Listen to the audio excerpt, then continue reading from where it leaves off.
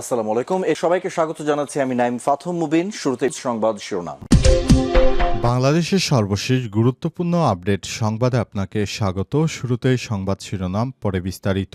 প্রথমেই জানাবো আমাদের হাতে থাকা সর্বশেষ গুরুত্বপূর্ণ সবথেকে তাজা আপডেট সংবাদ। সেনাবাহিনীর একজন ঊর্ধ্বতন কর্মকর্তা নির্বাচন নিয়ে ষড়যন্ত্র করছে বললেন হাসনাত আব্দুল্লাহ। জাতীয় নাগরিক পার্টি এনসিপির মুখ্য সংগঠক দক্ষিণাঞ্চল হাসনাত আব্দুল্লাহ বলেছেন, নির্বাচন ইঞ্জিনিয়ারিংয়ের চেষ্টা করা হচ্ছে। সেনাবাহিনীর একজন ঊর্ধ্বতন কর্মকর্তা নির্বাচন নিয়ে ষড়যন্ত্র করছেন। আজ রাজধানীর শাহবাগে শহীদ আবু সাইদ ইন্টারন্যাশনাল কনভেনশন সেন্টারে দলের ঢাকা জেলা ও ২ মহানগর শাখার সমন্বয় সভায় বিশেষ অতিথির বক্তব্যে সব কথা বলেন হাসনাত আব্দুল্লাহ।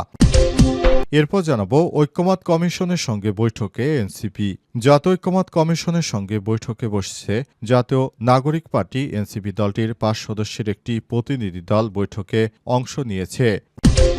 এদিকে এখনও অনিশ্চিত জুলাই সনদের ভবিষ্যৎ। পরিস্থিতি নিয়ন্ত্রণে থাকলে ফেব্রুয়ারিতেই নির্বাচন বললেন প্রধান উপদেষ্টা। জুলাই সনদের ভবিষ্যৎ এখনও অনিশ্চিত, তবে রাজনৈতিক দলগুলো যেসব বিষয় নিয়ে একমত হয়েছে সেগুলো বাস্তবায়ন করা জরুরি, না হলে দলগুলো মুখোমুখি অবস্থানে চলে যেতে পারে। জানাবো জুলাই সনদ যেন প্রতারণার বস্তুতে পরিণত না হয় বললেন আক্তার। জুলাই সনদ যেন কোনো দলের চাপে পড়ে প্রতারণার বস্তুতে পরিণত না হয় সে বিষয়ে জাতীয় ঐক্যমত কমিশনকে তাগিদ দেওয়া হয়েছে বলে জানিয়েছেন জাতীয় নাগরিক পার্টি এনসিপির সদস্য সচিব আক্তার হোসেন। আজ জাতীয় সংসদ ভবনের ঐক্যমত কমিশনের বৈঠক শেষে তিনি এসব কথা বলেন। এবং সর্বশেষ জানাবো বাংলাদেশে আওয়ামী লীগ, ছাত্রলীগ, যুবলীগের রাজনীতি করার কোনো অধিকার নেই বললেন ঢাকা বিশ্ববিদ্যালয়ের ভিপি সাদিক কায়েম। যারা বাংলাদেশপন্থী তারাই এদেশে রাজনীতি করতে পারবে বলে মন্তব্য করেছেন ডাকসুর ভিপি সাদিক কায়েম। তিনি বলেছেন, এদেশে আওয়ামী লীগ, যুবলীগ, ছাত্রলীগ বা কোনো সন্ত্রাসী দল এদেশে আর কখনোই রাজনীতি করতে পারবে না, কারণ দেশে রাজনীতি করতে হলে তাদের জনগণের ম্যান্ডেট থাকতে হবে। যেহেতু তারা দেশ ছেড়ে পালিয়ে, সুতরাং তারা এখন ম্যান্ডেটবিহীন। তারা কোনোভাবে এদেশে আর নির্বাচন করার যোগ্যতা রাখে না। প্রিয় দর্শক, এতক্ষণ শুনছিলেন সংবাদ শিরোনাম, এবারে বিস্তারিত। তবে তার আগে বন্ধুরা, অনুরোধ থাকবে এই সংবাদটিতে একটি লাইক দিন। এই চ্যানেলে আপনি নতুন হয়ে থাকলে আমাদের সংবাদটি দেখতে দেখতে চ্যানেলটি সাবস্ক্রাইব করে রাখুন। কমেন্ট করে বন্ধুরা আপনার মূল্যবান মতামত জানিয়ে দিন আপনি বিশ্বের কোন দেশ থেকে বা বাংলাদেশের কোন স্থান থেকে আমাদের সংবাদটি দেখছেন এবং শুনছেন। এবারে বিস্তারিত। সেনাবাহিনীর একজন ঊর্ধ্বতন কর্মকর্তা নির্বাচন নিয়ে ষড়যন্ত্র করছে বললেন হাসনাত আব্দুল্লাহ।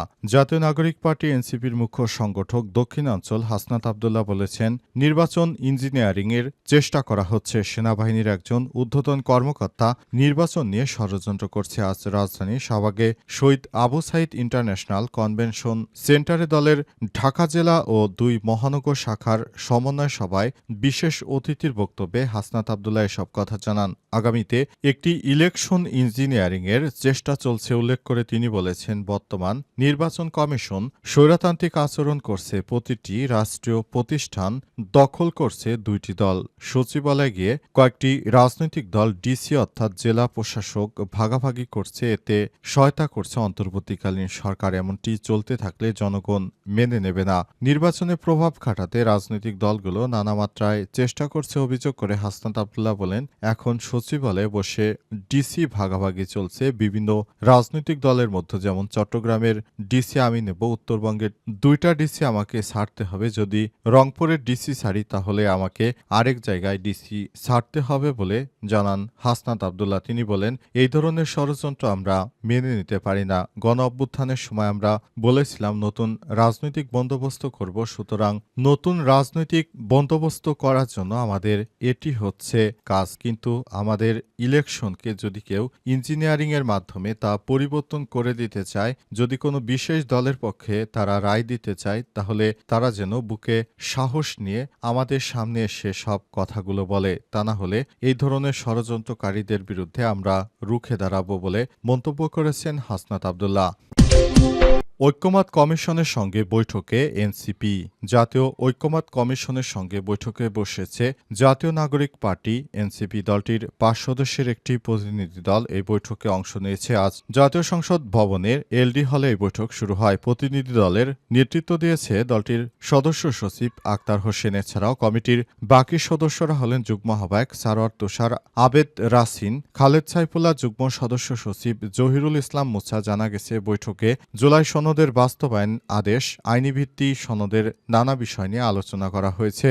ঐক্যমত কমিশনের সভাপতি আলী রিয়াস কমিশনের সদস্যরা উপস্থিত ছিলেন। তাদের পক্ষ থেকে জানানো হয়েছে অন্তর্বর্তীকালীন সরকারের প্রধান উপদেষ্টা যেন জুলাই সনদটি দ্রুততম সময়ের মধ্যে আইনি ভিত্তি দেওয়ার ব্যাপারে কাজ করেন। তাহলে জাতীয় নাগরিক পার্টি জুলাই সনদের আইনি ভিত্তি নিয়ে তারা আগামীতে নির্বাচনে সুষ্ঠু ও সুন্দর পরিবেশে একটি ভোট হবে এই কথা জানিয়েছেন তারা। তবে সরকারের পক্ষ থেকে এখনো জুলাই সনদের আইনি ভিত্তির নিয়ে তাদেরকে একরকম ঘোড়ার ডিম উপহার দিয়েছে। কিন্তু শিক্ষার্থীরা হাল ছাড়ার পাত্র নয়, তারা প্রতিনিয়ত এ ব্যাপারে কাজ করে যাচ্ছে। দেখা যাক শেষ পর্যন্ত শিক্ষার্থীরা আসলে কোন বিষয়টি পায়, তারা কি সরকারের এই বিষয়টিকে বুঝতে পারে নাকি সরকার তাদের খালি হাতে ফেরায়, সেটি দেখার বিষয়।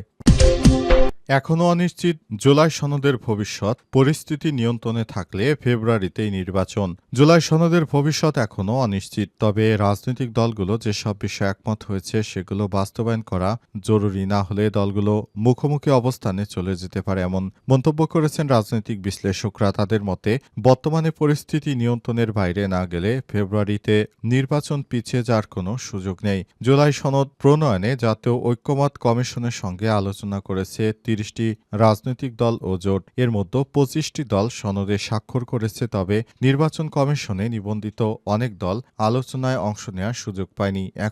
এখন প্রশ্ন দেখা দিয়েছে সনদটি কিভাবে বাস্তবায়ন হবে এ বিষয়ে বিশেষজ্ঞদের সঙ্গে আলোচনা চালিয়ে যাচ্ছে ঐক্যমত কমিশন। রাজনৈতিক বিশ্লেষকরা বলছেন জুলাই সনদের ভবিষ্যৎ এখন অনিশ্চিত হলে এর বাস্তবায়ন জরুরি। তা না হলে রাজনৈতিক দলগুলোর মধ্যে মুখোমুখি পরিস্থিতি সৃষ্টি হতে পারে। রাষ্ট্রবিজ্ঞানী ডক্টর সাব্বির আহমেদ বলেছেন যে সব বিষয়ে দলগুলো একমত হয়েছে সেগুলো বাস্তবায়ন হওয়া দরকার এবং আমি আশাবাদী যে তা হবে। তা না হলে এখনকার পোস্ট অপারাইজিং সময়ে দলগুলো একে অপরের বিপক্ষে অবস্থান নেবে। ঢাকা বিশ্ববিদ্যালয়ের অধ্যয়ন বিভাগের অধ্যাপক আসিফ মোহাম্মদ সাহান বলেছেন জুলাই সনদ বাস্তবায়ন কিভাবে হবে কিংবা এখানে থাকা নোট অব ডিসেন্টগুলোর সমাধান কিভাবে হবে এ বিষয়গুলো নিয়ে আমরা এখনো কোনো মতানৈক্যে পৌঁছাতে পারিনি। এটি আমাদের কাছে কোনো ঐক্যের প্রতীক বলে মনে হচ্ছে না, বরং যদি আমরা দ্রুত মতানৈক্যে না পৌঁছাই তাহলে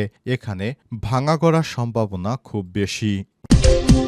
জুলাই সনদ যেন প্রতারণার বস্তুতে পরিণত না হয় বললেন আক্তার। জুলাই জাতীয় সনদ যে কোনো দলের চাপে পড়ে যেন প্রতারণার বস্তুতে পরিণত না হয় সে বিষয়ে জাতীয় ঐক্যমত কমিশনকে তাগিদ দেওয়া হয়েছে বলে জানিয়েছেন জাতীয় নাগরিক পার্টি এনসিপির সদস্য সচিব আক্তার হোসেন। তিনি বলেছেন যে ধরনের কর্মকাণ্ড তারা শুরু করেছে আমরা যদি এর আগে মনে করতাম যে এই ধরনের বিপ্লব করব না, সেটাই বোধহয় শিক্ষার্থী বা এদেশের সাধারণ মানুষের জন্য ভালো হতো। তারা যে ধরনের মুনাফিকি শুরু করেছে এটা আমরা কখনো প্রত্যাশিত হইনি। অপ্রত্যাশিতভাবে তারা এসব কর্মকাণ্ড চালিয়ে যাচ্ছে বলে অভিযোগ তাদের। এ ব্যাপারে ইতিমধ্যেই তারা বিএনপির সমালোচনা করেছে, কারণ প্রতিটি জায়গায় বিএনপি নোট অব ডিসেন্ট দিয়ে রেখেছে। এক্ষেত্রে সনদ বাস্তবায়ন বা আইনি ভিত্তি দেওয়ার ক্ষেত্রে সরকার একরকম চাপের মধ্যে পড়েছে। জামাত বা এনসিপির পক্ষ থেকে সনদ বাস্তবায়নের বিষয়ে কথা বলা হলেও শেষ পর্যন্ত কিন্তু